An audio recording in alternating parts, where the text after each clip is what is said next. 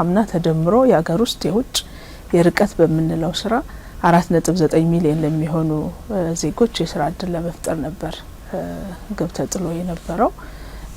የዚህን 96% ማሳካት ተችሏል። በያዝነው በጀት ዓመትም 5.5 ሚሊዮን ለሚሆኑ ዜጎች እንደዚሁ የስራ እድል ለመፍጠር ግብ ተጥሏል። እነዚህን እያደጉ የመጡ ቁጥሮች በግብ ደረጃ ስናስቀምጥ ዝም ብሎ በስሜት የሚቀመጡ ቁጥሮች አይደሉም። አራተኛ አመቱን እያዘ ነው መዋቅሩ። እንደ መዋቅር ከተደራጀበት ጊዜ ጀምሮ በየአመቱ እየተገነቡ እያደጉ የመጡ አቅሞች አሉ። በተዋረድ በሴክተር ውስጥ ማለት ነው።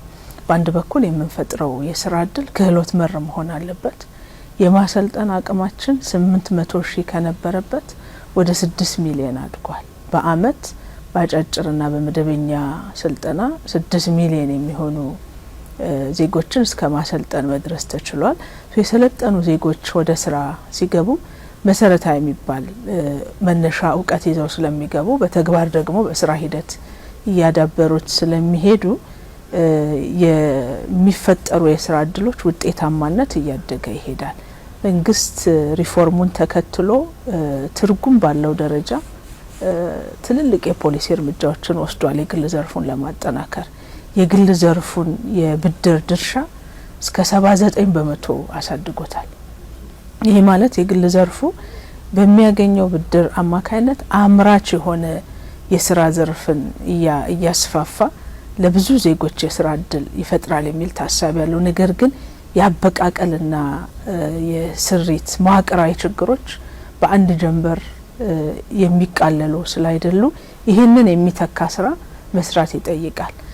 በግል የሚፈጠሩ ኢንተርፕራይዞች ወይም ይሄ ሰልፍ ኢምፕሎይመንት በግል መቀጠር ላይ መስራት ይጠይቃል ማለት ነው። የኢንተርፕራይዝ ልማት አቅጣጫው ሰፋ ብሎ ተጠናክሮ መሄድ አለበት ተብሎ በስፋት ርብርብ እየተደረገ ያለው ብዙ ዜጎች በተናጥልም በተደራጀ መንገድም በኢንተርፕራይዞች አማካይነት የስራ እድል እየፈጠሩ የስራ እድል እየተፈጠረላቸውም እንዲሄዱ ማድረግ እንደ አንድ የትኩረት አቅጣጫ ተይዞ ነው ሲሰራ የቆየው። ይህንን የሚያግዝ የውጭ ሀገር የስራ ስምሪት አማራጫቸውን ውሳኔያቸውን ባህር ማዶ ሄጄ መስራት ነው ላሉ ዜጎች ደግሞ እንቅፋት የሚሆኑባቸውን ጉዳዮች የማሻሻል የማስተካከል ስራ በአሰራር በቴክኖሎጂ በህግ የተደገፉ ስራዎችን የገበያ ተደራሽነት ማስፋትን ጨምሮ በየአመቱ መብታቸውን ጥቅማቸውን ለማስጠበቅ የሚያስችሉ ድርድሮችን ከመንግስታት ጋር ያካሄድን በመሰረታዊነት ሰፋፊ የስራ እድሎች እየተፈጠሩ ነው የቆዩት። የ2017 መጨረሻ ቅድም እንዳልኩት ወደ 4.9 ሚሊዮን ዘንድሮ በያዝነው በጀት አመት 5.5 ሚሊዮን ገደማ ለሚሆኑ ዜጎች የስራ እድል ለመፍጠር የሚያስችል ዝግጁነት እና ዝግጅት እየተፈጠረን ያለው በሩብ አመት ያለውን አፈጻጸም አይተናል።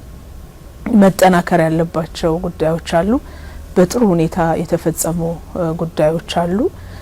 ተስፋ ሰጪ የሆነ ፕሮባብሊ በቀጣይ ባሉን ሩብ አመታት ደግሞ የተሻለ ከስካሁኑም የተሻለ አፈጻጸም ሊመዘገብ የሚያስችል ዝግጁነት መኖሩን ተመልክተናል። በውጤት ደረጃ ቅድም እንዳነሳሁት ጥሩ ያስመዘገብንባቸው ጉዳዮችም አሉ ማለት ነው።